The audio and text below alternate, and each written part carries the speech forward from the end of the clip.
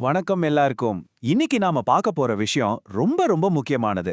1947ல நமக்கு சுதந்திரம் கிடைச்சப்போ நம்ம பொருளாதாரம் உண்மையில என்ன நிலைமையில இருந்துச்சு? பிரிட்டிஷ் ஆட்சியோட இறுதியில இந்திய பொருளாதாரம் ஏன் ஒரு மாதிரி தேங்கி போச்சுன்னு கொஞ்சம் ஆழமா அலச போறோம். சரி, நம்ம ஆய்வு முழுக்கவே இந்த ஒரு கேள்விய மையமா வச்சு தான் போக போகுது. ஒரு காலத்துல கைவினைப் பொருட்கள்லயும் வர்த்தகத்திலயும் உலகத்துக்கே டஃப் கொடுத்த ஒரு நாடு எப்படி இவ்ளோ பெரிய பொருளாதார சரிவை சந்திச்சது? இதுக்கு என்ன காரணம்? வாங்க, இதுக்கான பதில தான் நாம ஒன்னொன்னா தேட போறோம்.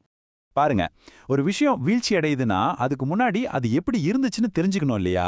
அதே மாதிரி தான் இந்த சரிவை நாம புரிஞ்சுக்க முதல்ல பிரிட்டிஷ்காரங்க வரத்துக்கு முன்னாடி நம்ம பொருளாதாரம் எப்படி இருந்ததுன்னு ஒரு பார்வை பார்த்துடலாம். அப்பதான் அதுக்கப்புறம் என்னென்ன மாற்றங்கள் வந்துச்சுன்னு தெளிவா புரியும்.